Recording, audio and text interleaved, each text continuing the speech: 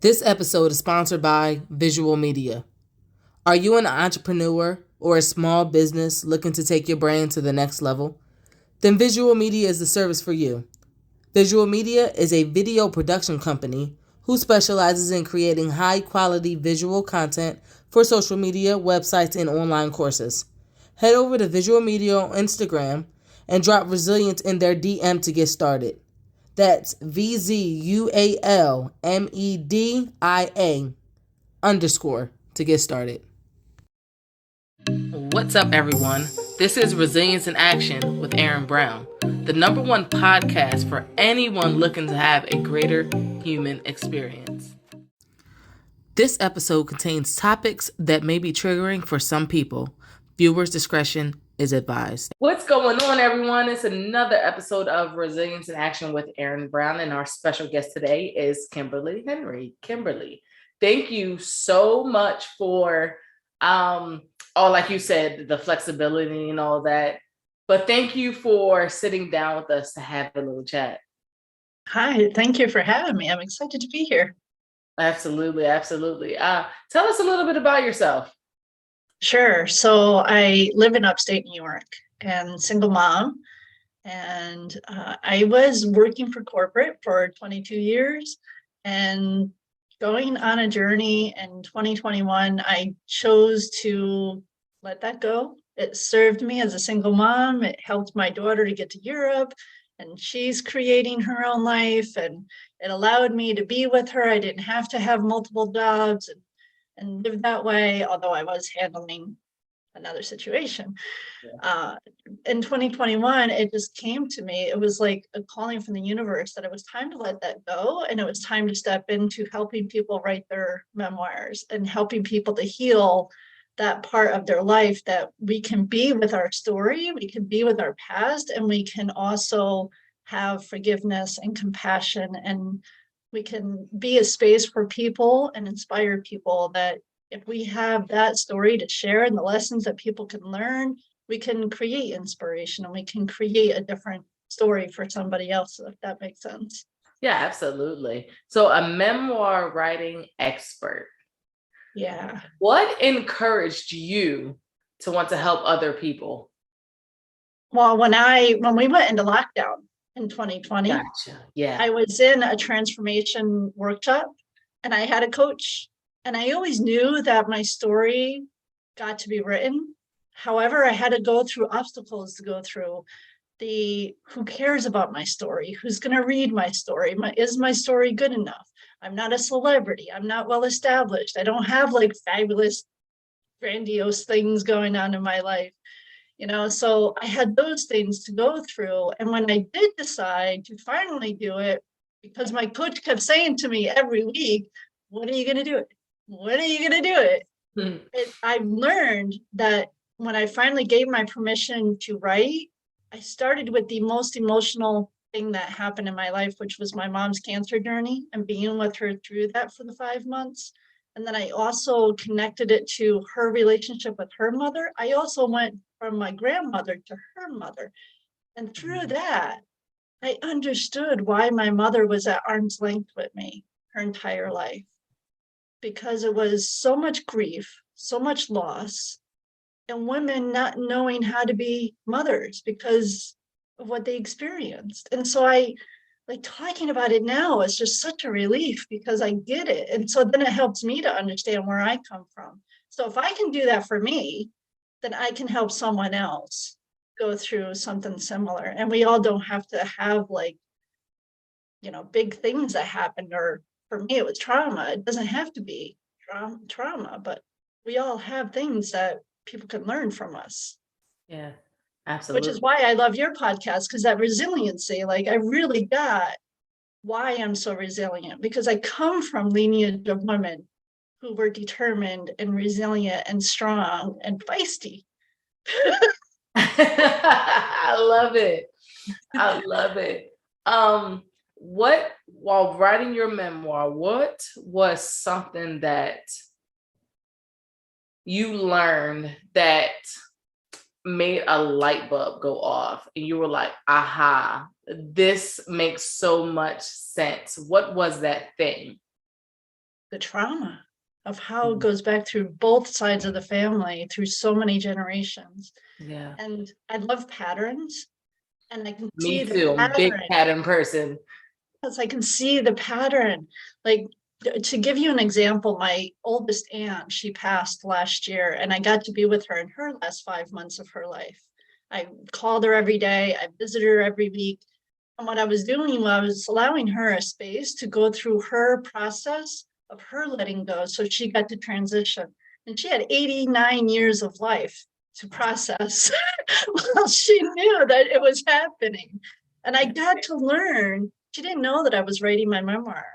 When we went into lockdown, I'm also a person, don't tell me that I can't do something, because I like choices. So when we went into lockdown, I couldn't go visit her, obviously. She's an elderly woman and I didn't want to take that chance.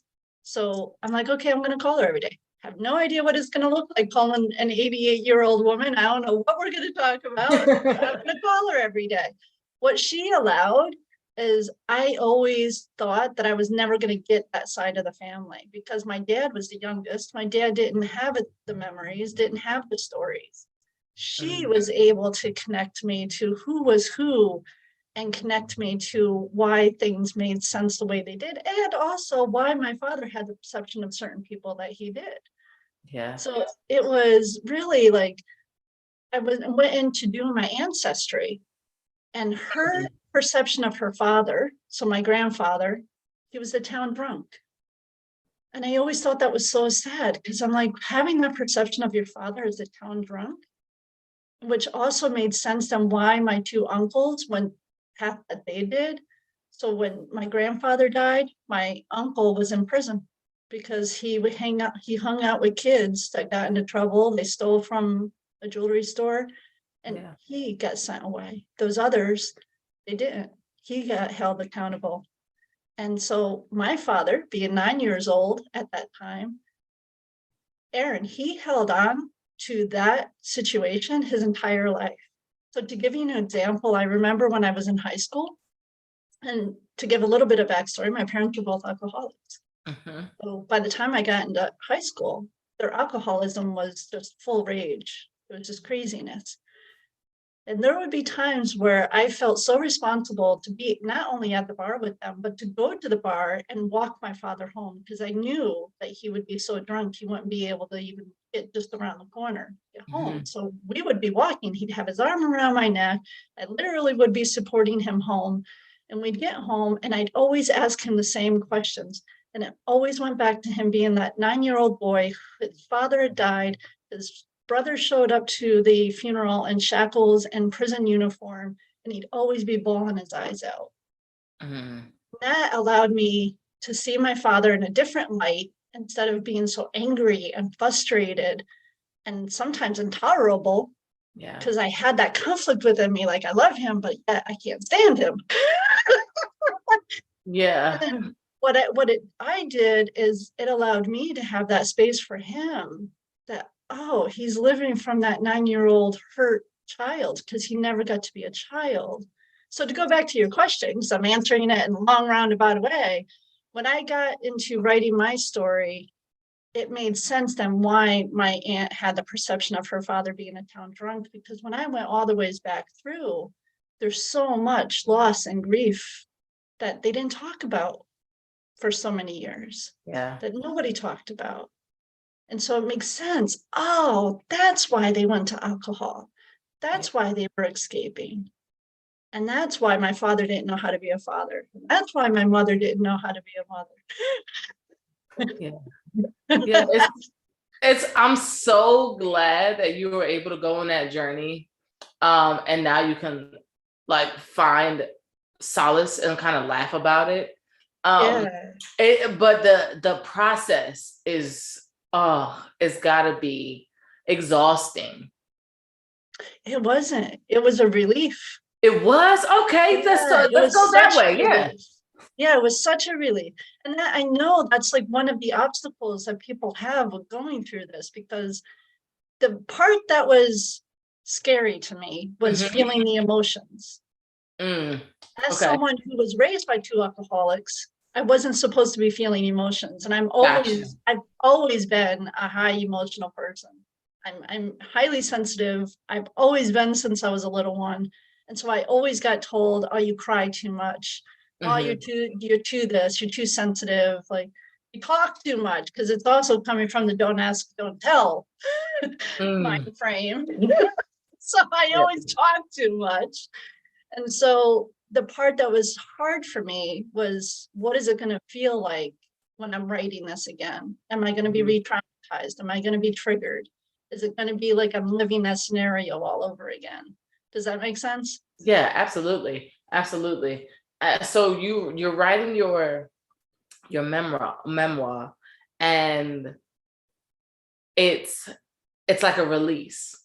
Yeah, huge. Gotcha. Yeah. Gotcha. I understand now. I understand now. Finally being able to. I get where I come from now. Mhm. Like, to be honest, And it makes used to, sense. I used to joke with my mom. I'm a mailman's kid. I'm like, come on, you know you had an affair, because I'm not like either one of you. Oh my goodness. I used to joke around about that all the time. And to be honest, it was when I was going through the cancer journey with her. We were sitting at the cancer center. She was getting chemotherapy. Mhm. And I'm sitting there. I was taking on everything. I was doing research for her, what organizations could help her with different things like food and gas and that kind of stuff. But I'm listening to how she is. And she acknowledged every single person. It didn't matter if they were a custodian or they were a nurse or they were a doctor. She knew their first names. She acknowledged them. And she had her one-liners, even while she has the port in her and she's getting chemotherapy. She's saying one-liners to make them laugh. Yeah. So I'm sitting there and I look up and I'm like, oh my God, I get it. She's like, what are you talking about? I said, I finally get it. I'm now in my 30s and I finally get it. And she's like, what are you talking about? I'm like, I get how I'm like you. I've got your laugh. I've got your sense of humor. I I acknowledge people. I want people to feel seen and feel heard, and I want Mhm. people to feel acknowledged. That's how I'm like you.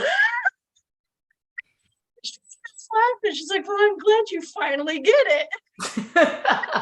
After so many years. But Yeah. to think about, but if you think about it, you said your parents were alcoholics. Yeah. When did that stop? Because if you go back, how much did you really have in common with them back then? That's why I always felt like I was somebody else's kid. Yeah. And to be like, to give you an example, I must have made a choice as a little girl that I was never going to drink coffee, because all of them were coffee drinkers. And I remember making it for my grandmother because she was more like my mom. She raised me. And I remember at some point, I'm never going to do this. I have never drank a cup of coffee, and I'm 45 years Really? old.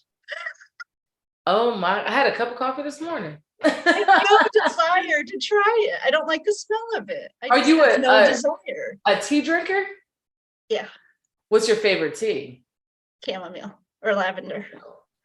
So relaxing. Yeah.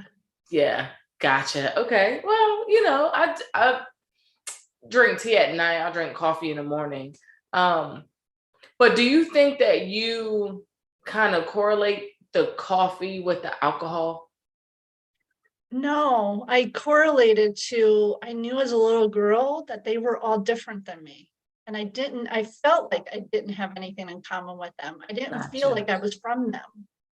And so I knew, especially because their behavior as alcoholics were awful even when I was a little girl. So Hmm. to give you an example, I have memories of being very little, like maybe 4, maybe even 3, that they were throwing things at each other in the living room when they had fights. I remember like physical items in the living room being tossed on the other side of the room when they'd have fight. So Goodness. it makes me freeze just talking about it, because that's the only thing I knew as a little girl, because I was terrified. So I knew that I don't want to be like that. I don't Yeah. want this. So then their alcoholism went through their entire life. I mean, I found out when I took my mom to the doctor that she had quit drinking only a month and a half, maybe 2 months before she got diagnosed. Mm. And she says it's because she got to a place that she realized that she didn't need the alcohol anymore. I got to buy her a home, so she had a safe place. She had a home of her own. She finally was in a place where she didn't feel like she needed it anymore. My dad had been gone for a long time, but my dad was literally drinking up right until that, maybe not that day, because he died while he was working. He died on a job, but he definitely drank probably the night before. So it went through Wow. his life. Wow. So that's one of those hurdles that he was never able to get over. No, because he only knew what he knew. And Yeah. that's another thing, I can have compassion for him now. He only knew what he knew. He didn't have the tools. He didn't know how to shift his mindset. And it was always scarcity. Yeah. And so that's another thing that allows me, when I decided to write, is I can see the patterns of even scarcity in my family. And I can see within myself, because I'm always asking myself questions, I can see how that's my default, to go to scarcity. Gotcha. So you are 20 and you get pregnant. Yep. Let's talk about that. What was that like? I was with a man who had an addiction that I was in denial. I just Mm, had rose-colored glasses. I was naive. I had never been around anybody using drugs, so I didn't know what it looked like. I didn't know the symptoms. I didn't trust my gut enough to go with my intuition, because I yeah. had the signs within my body saying that this doesn't feel right, this doesn't feel good. Yeah, I was also coming from that place of not good enough. Like, this is the only thing that I get to have. Yeah. Because I was also coming from that place of I never felt loved by my dad. I just Mm, wanted a man to love me. And I was willing to put up with crap. yeah. So I was 20 years old. He was addicted to crack, and he began stealing my money. He Mm, began going on drug binges for days. And yet I loved being pregnant. I loved having the baby within me. And I was always talking to her. She became my best friend, even in the womb, because I was having conversations with her throughout the whole time. yeah. And so it was really like, I have conversations now with people in my life. Like, was it the right thing to do? Probably not, because I didn't have the tools. I didn't have the mindset. I didn't have people around me that could really help me go through that. I was just repeating patterns and that familiarity of what I Yeah. knew in life. Hey, hey, hey. Did you know I wrote a book? It's called The Value Method 5 Steps to Unlocking Your Greatest Potential. And in it, I share just that 5 wildly easy, actionable steps that will set you up to have a greater human experience daily. I've included interactive worksheets and small assignments at the end of each chapter. You're literally creating a living blueprint of your best life. Be sure to check out the show notes for the link to purchase your copy and a copy for a friend. Does So that make sense? when was a moment where you noticed that you were repeating those patterns and you said, I absolutely not, I cannot. It's time to make a change. Oh my gosh, it took me years. Yeah. Yeah. Years, because with my daughter's father, I went through like 16 years of constant family court, constant police involvement, Goodness gracious. having calls made on me for child protective services because he was making allegations all the time. Because of his drug addiction, I knew what was possible, and I felt like we were always in possibility of being harmed. So I lived my life through that filter of being scared that I was going to be harmed, or worse yet, she was going to be harmed. And so it was so stressful, and I was literally surviving from moment to moment at most of my time through that, and Yeah. definitely day to day, because I didn't know how I was going to get through it. It felt like an eternity as it was going on. And so what I see now, looking back, is yes, I had a job that provided me with that security that I didn't need to go get 2 or 3 jobs. However, the stress of the trauma dealing with him and all of this trauma that was going on, I wasn't present with her. And we have Yeah. those conversations now because she's in her mid-20s. And she felt my anxiety. She felt my fear. And that's showing up now in the patterns that she's creating in her life. And so she's now, thank goodness, at that place where she's looking within herself. And she's seeing the patterns and she's seeing what's happening. And so she's making different choices. I love that. We have those conversations about, oh, okay, so this probably has to do with the fact that her father's never been in her life. And so she's never met him? The last time she saw him, she was 5, and I was in a supervised visit. Wow. And he had a child with another woman. He had 2 children, actually, 2 different women. And he gave her a picture, one child, because he wanted her to know that he had another child, which as a 5-year-old, that really had a huge impact on her. She couldn't understand why would he have a child with and he doesn't have a relationship with her. Yeah. So it caused a lot of turmoil for her. She was always in like a conflict. She's also a high emotional person. So it was challenging. It seems like you are breaking generational curses. That's what it feels like. In a sense, yeah, that is a heavy load to carry. It feels like it, yeah. Today, to be honest and totally transparent, today feels like a very heavy day for me. I'm working through a lot of anxiety, and I'm working through a lot of heaviness, and I haven't distinct what's creating all of that. So I've really been mindful today about making sure that I meditate, making sure that I drink water, and that kind of thing. And I definitely wanted to be here with you. Yeah. And it feels better already just being here with you and talking about it, So yeah, it does feel heavy on certain days. Yeah, certain days are a little more. That doesn't even make sense. That is definitely heavier. Yeah. And to have a support system can make a world of change. And a lot of people think that a support system has to be the people that the people that you grew up with, or the people that you're connected with somehow. A support system, in my opinion, can be a perfect stranger. Have you ever sparked up just a random conversation with someone, and you kind of talk about something that you really needed to talk about, and then when you walk away, you feel lighter?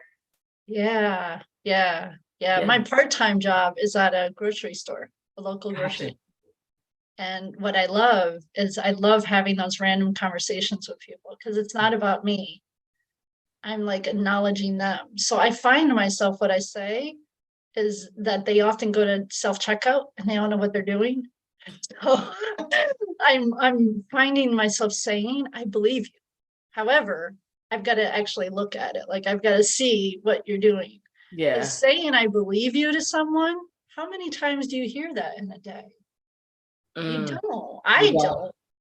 Yeah. So I've gotten hugs from people just for a piece of cake, because I'm giving them a coupon for a piece of cake.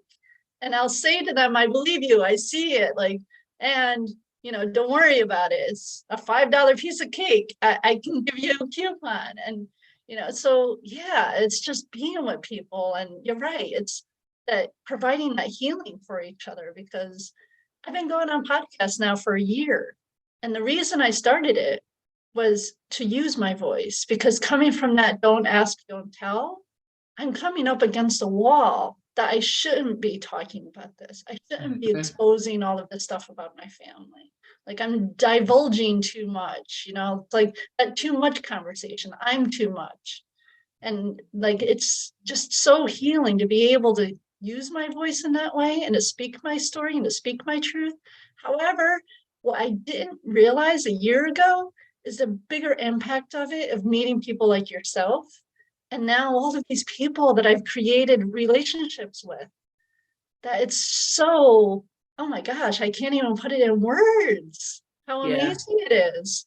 It is really, it's really it is mind-blowing the things that we're able to accomplish. I fully believe that we're meant to do hard things, but we're not meant to do hard things alone. Yeah, definitely. And when you find individuals who have done hard things, maybe they don't look like your hard things, but they've had their own challenges, their own trauma, and they are either currently working through it, or they're just starting the process, or they're almost through it. And being able to build that community, build that orbit, and just really pour into each other. Yeah, Having those peoples and those peoples having those connections really makes life easier to do. Yeah, and people like yourself, it inspires me to have my own podcast. So now I'm working through the obstacles of what does it look like that I get to have my own podcast. So then I can reconnect with you, and then you can be on my podcast. I would love that. I love interviewing, right? I love collecting people's stories. Because when you think about it, when you're a podcast host, you are, and you're interviewing people, you are your guests, the people that you're interviewing, they're entrusting you with their stories. Yeah. Now, you take the podcast, and whether you edit it on your own or you send it out to be edited, they're trusting you to keep their story intact and to tell it truthfully. That's a big thing, right?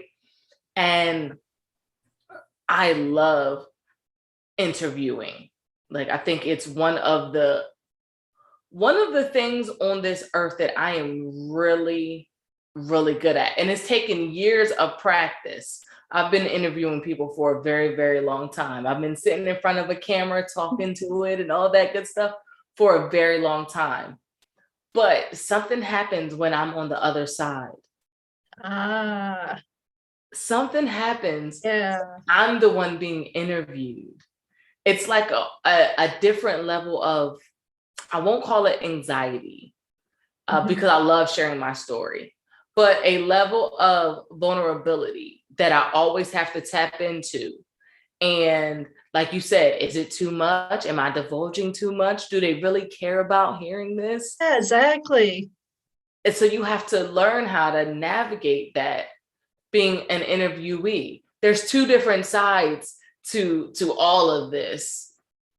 And learning the tricks of the trade, and also learning what works for you. Right. Learning what works for you. I absolutely encourage you to take the leap and start your podcast and figure out what that will look like to you.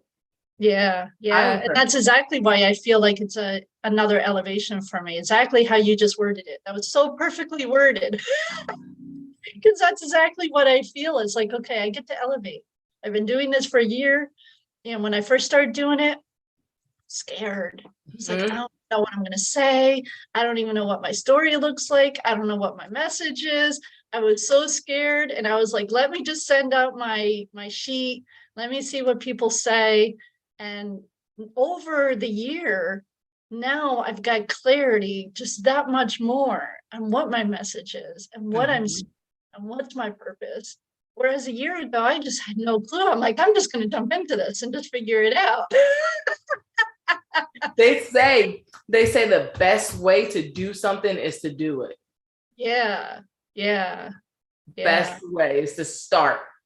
We never know what we have an idea of what it may look like or what we want it to look like. But I've had this podcast for a year, and what I thought it was going to look like and what it looks like now, it's not wholly the same. There's some differences in there that I couldn't imagine having the ability to reach out to so many different people from so many different walks of life, and them trusting me to tell their stories. Yeah, which is huge. It's awesome. It is amazing. So I say all of that to go back to encouraging you. And if you need any support, I'm absolutely here to help. To start a podcast, I think podcasting is amazing, and it's an amazing way to get your reps in, get your practice in, and also just providing a platform for others. Yeah. It's Yeah. huge. I feel like that's the bigger part of it, is like that being in service to people. I get to let go of what I think about myself, because it's also scary to me showing up, which is fascinating because I now learned over the year that it's okay to show up. It's safe to show up. However, the thought of me being you in your seat right now, it's scary to me because of that visibility and putting myself out there per se. Yeah. So it's fascinating just to notice what fears come up, because I know it all goes back to my childhood. I wasn't supposed to be seen. I wasn't supposed to be heard. You know, it's like that. How does that old saying go? Don't speak unless you're spoken to. Spoken to, yeah. That's how it was, especially around certain family members. My dad and my mom knew that there was no shutting me up because I always spoke. But certain family members, it was that environment, and it was scary and it was intimidating, and I felt like it was so hard to be vulnerable. So when you said vulnerability, that's huge for me, because I'm learning over time how important it is and how essential it is that me being vulnerable, that's one of my core values, because it takes huge vulnerability and huge courage to write your story. Be able to put your words on paper or on a computer, whatever it is. If you're audio, you can do it audio way. It's not about how you're doing it. It's about being true to yourself, to be that courageous, to be that vulnerable, to really speak your story. And there's no cookie cutter around it, if that makes sense. Yeah, absolutely. Absolutely. There's no one way. Yeah. There's a million ways, because there's a million thoughts, there's a million ideas, there's a million bajillion gajillion people, and we all have our own life experiences, and that perspective plays a big role into how we view ourselves and how we view the world.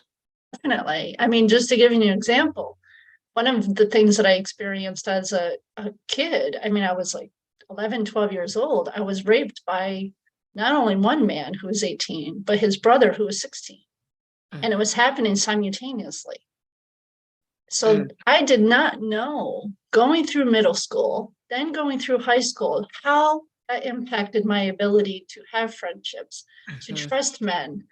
That trusting men, oh my gosh, that's still present in my life. Yeah. I can approach a woman who's a stranger like that and have no issues about it. Yeah. However, to trust a man, like, I need space. I need both hands up. Let me be careful with what I say. Like, I'm still not fully trusting, because I'm still coming from some of that filter of what happened. Absolutely. So it's fascinating to know just how those things that are so traumatic at such a young age, like, and to be honest, I hated that little 4-year-old Kimmy, that 10-year-old Kimmy, that 12-year-old Kimmy, because I thought that was my fault.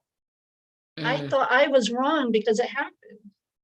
You know, I said no to the brother. However, the 18-year-old, I really believed him that he loved me. And I really believed that he was going to take care of me. Because again, I just wanted a man to love me, because I didn't feel loved by my father. Yeah.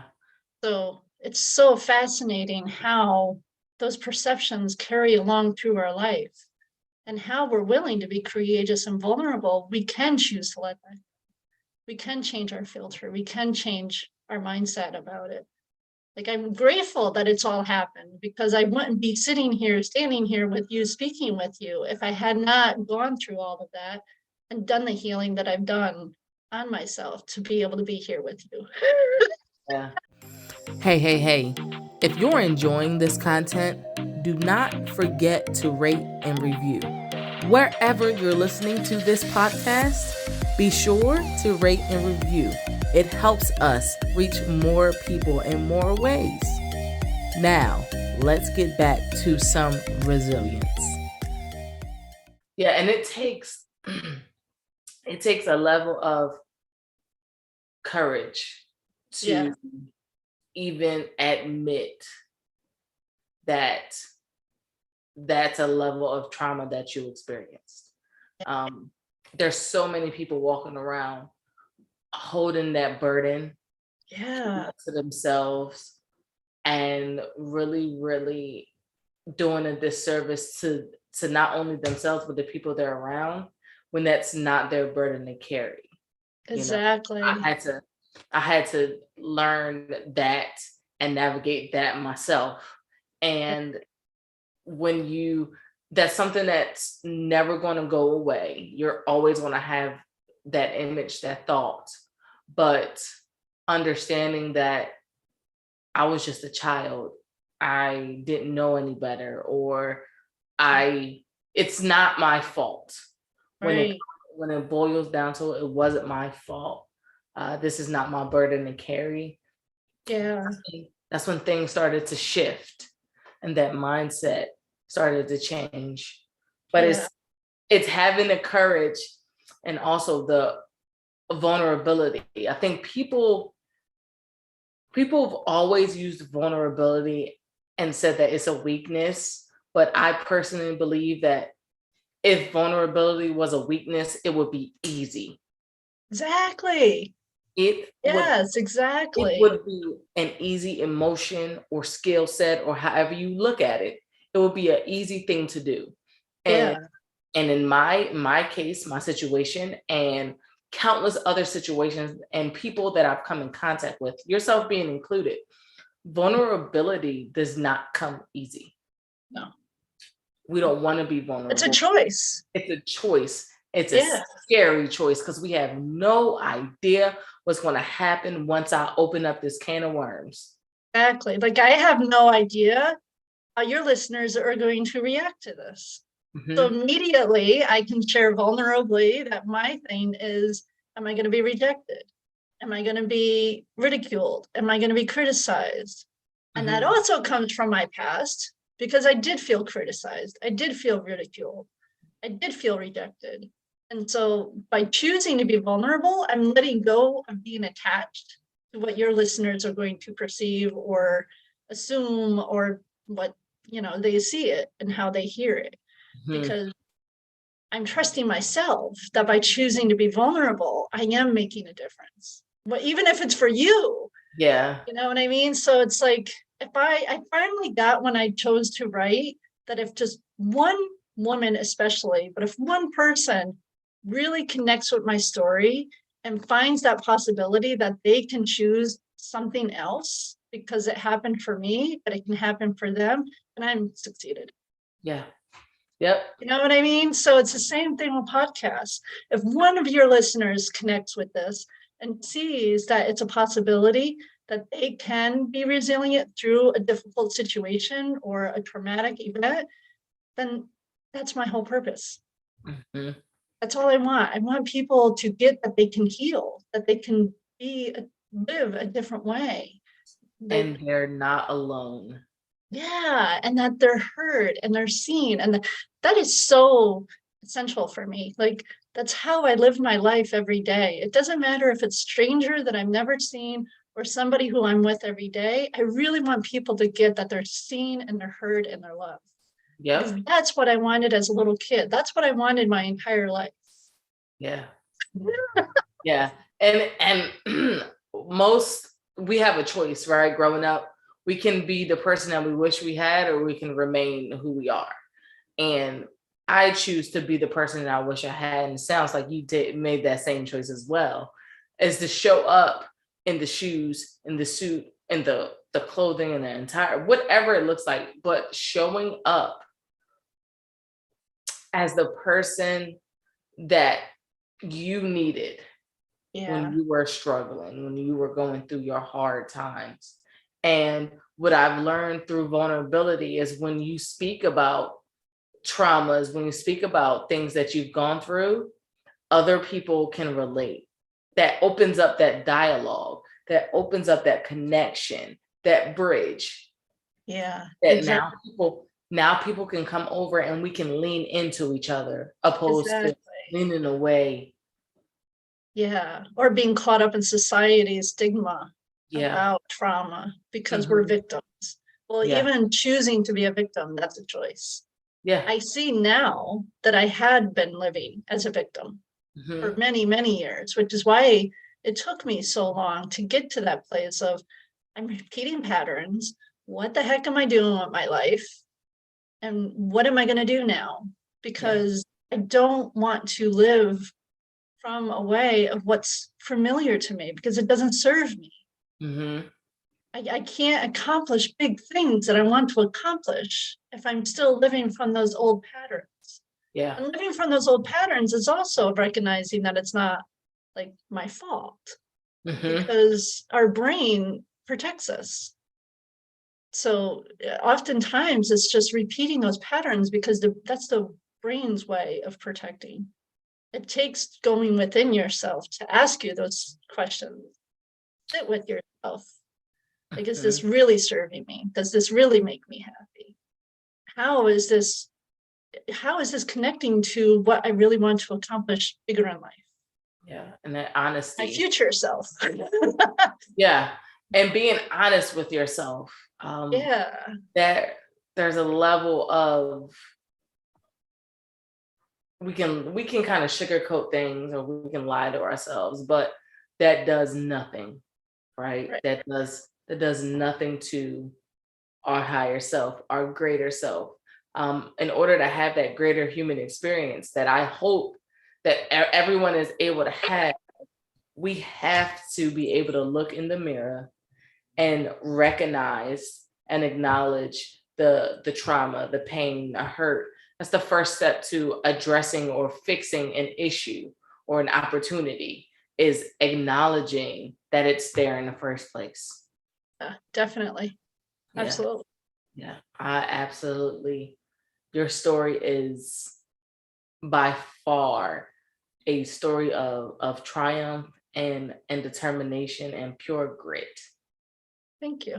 Yeah, absolutely. How can we support you and where can we find you on social media?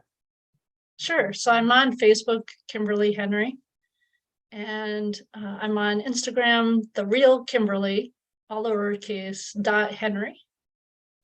And as an appreciation for being here, for your listeners, I have a free ebook. So they can go to my website.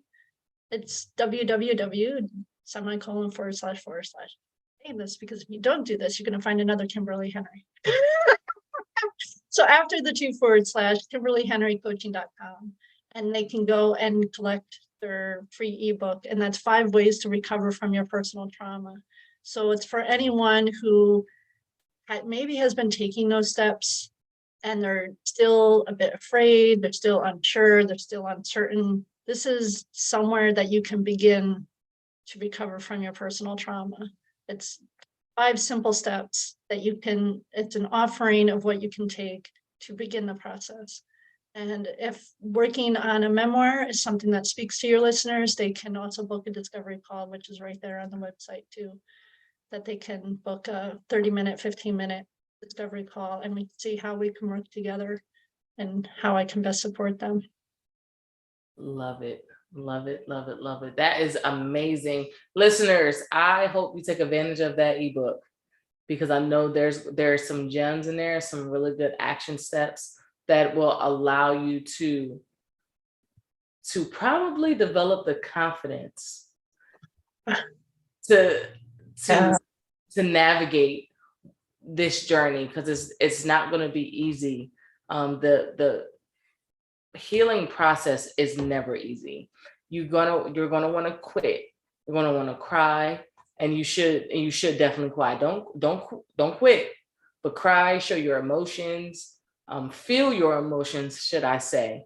But don't let them control you. Absolutely. Yeah. Well, I have one final question for you. Ready? Yes. Okay.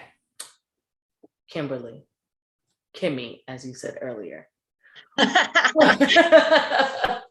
What does resilience mean to you?